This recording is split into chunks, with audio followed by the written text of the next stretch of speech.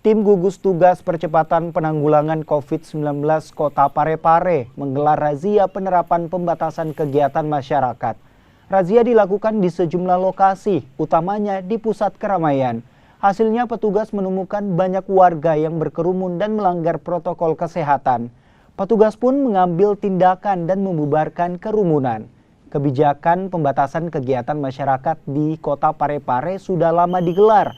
Namun tetap saja sebagian warga dan pedagang banyak ditemukan melanggar. Ya, jadi ada beberapa tempat tadi yang memang konsumennya masih menikmati hidangan di beberapa tempat tadi. Jadi kami menghimbau jam 9 harus sudah meninggalkan tempat dan sampai jam 10 masih bisa take away.